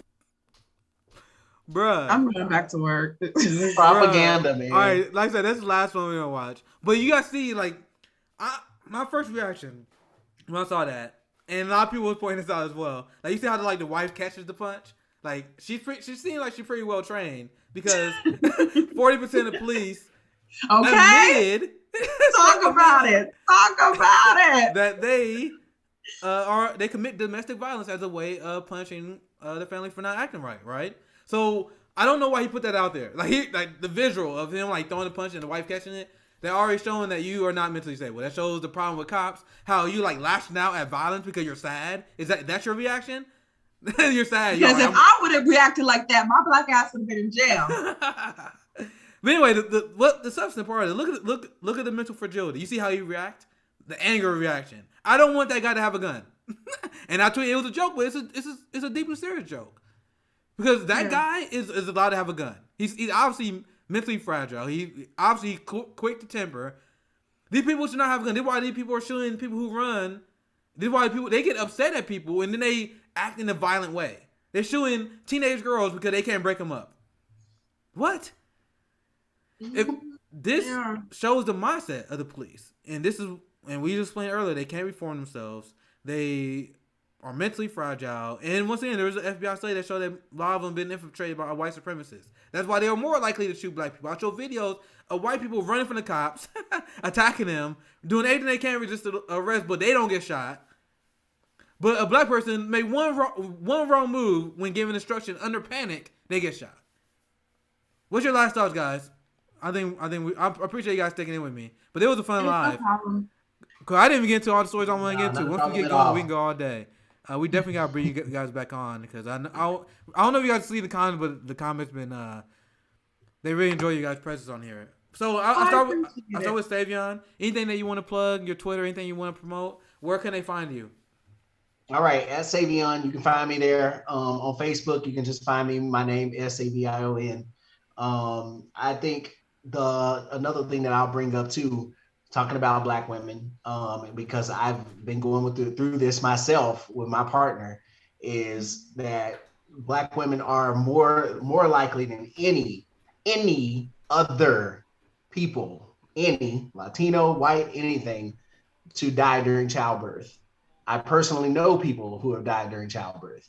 And this is something that we've had to like kind of just look at because, my partner this is the end of her 8 months now. We're hitting 9 months right now. And so like, that's something that I just want to bring up, is that people don't realize that Black women go through so much. It's much more than you think. And then on top of that there's more than likely that you can die during childbirth, and then Black children, Black babies are more likely to die than any other child in America as well before they even reach the age of 1. That is another statistic. And, this is the sociologist in me. But these are things that people don't realize. And these are all and this is all tied to systematic racism and systemic racism. All of these things have tied in to all these stressors have just destroyed the Black community because of the prevalency of racism. And I'll end there because I can go all day on stuff like this because I have all the facts, all the sources, everything. Like I said, we went 2 hours. 2 hours flew by just like that. Like I had stories I didn't even get into. We can go all day, man. You guys are always welcome. I always like talking to you about history because a lot about. We gotta do a show where we discuss and dive into some Black history one day, Savion, because that'd be pretty. Oh no, we gotta have Monica on again because we gotta do this. Yeah, I'm open. I love to talk. We could talk about the structural and social fight of racial uplift between Booker T. Washington and my man Dr. W.E.B. Du Bois. Yeah, you guys take me to school. I love me some Dr. Du Bois. I'm sorry. Yeah, you guys gotta take me to school. We can do this again. This is Black Liberation Politics 4. This is a series I always like to do. I invite Black leftists on. We gotta have you guys back on again. And once again, I want to dive more into Black history because I always wanted to do that. But I want to have someone who's like an expert. And I'm very open. Now I'm still learning. I always want to improve and learn more. And that's what you guys will provide. Black Bernie Babe, where can they find you? Anything you want to promote? Anything last words you want to say as well? Because that was well said about Savion on the end there. The floor is yours. Well, thank you for having me. Sorry, I'm at work, so that's why I'm like, no, it's all good. It's all good. It's perfect. Speaking of W.E.B. Du Bois, when I went to Ghana, he's buried in Ghana, and I swear, like, I put my hand on his coffin and I tried to absorb so much of his knowledge because that man was beyond his time. Socialism in the American Negro is a great book. Like I got a lot of great quotes from there. But go ahead. Sorry, go ahead. One of the things that I love that he wrote is Why I Won't Vote. And Why I Won't Vote was published, I want to say 1946 or 1956. It's a 6 at the end. But if you read it today, it applies to everything that we're going through. Anyway, so my Twitter is Black Bernie Babe. I am on Instagram, but I don't really use it. I don't have Facebook. It's not my thing. But yes, thank you for having me. Speaking of statistics, one of the statistics I want to throw out there is Black women per capita are the main recipients of minimum wage. Black women saved Joe Biden's campaign. Black women put Joe Biden in the White House. And to thank us, well, them, because y'all know I wasn't fucking with him, but to thank Black women, they failed to get that passed. So I think as Black women, we need to stop coming for the aid of the Democratic Party until they start coming to the aid for us, That's well said. That's all I got to say. That's a well said. That's an entire conversation on its own too. I tell you, we got a whole nother entire conversation we gotta have. But anyway, we upload every single day, guys. I appreciate everyone who watched the stream. I got the Twitter link for both my friends here, Savion, Black Brain Beige, in the YouTube. I know they both was asking. I saw a lot of comments like, "Who are these people?" Follow them on Twitter. My whole thing we doing here, friend and leftists, and the only thing I want to use my platform for is just to elevate as many my Black leftist friends as possible. That's what Fred Hampton Leftist is about. This is what we do. That way we have a Patreon there. If you want to support us, once again, only $3. Like whatever you guys have, that helps us grow and that allows us to grow a platform and have more of the amazing voices on. I appreciate you guys for watching. Click the bell. We're gonna have a great episode. Wednesday is CJ. You just see the Compton J show. Thursday is the full panel with all the Fred Hampton leftists. That's our weekly podcast. Thursday is the show you can't miss. Friday, Revolutionary Jargon. They got great things going on with RJ. Saturday, we have a chill weekend stream. And actually, this Saturday, we had 10 demands to discuss police abolition in particular. Sunday, the JB show, he does the amazing political breakdowns. And Jackie and Meg had Nerdologics, where they tie culture and entertainment into politics. Amazing show. That's interesting. We upload every week. Every day. So hit the bell. This is Nick, Socialism MMA, Savion, Black Brain Babe. Thank you guys for coming on. For Hampton Leftists, we sign out. Thanks, guys. You guys have a good day. I'll see you later. See you later. Bye, y'all. Catch you later.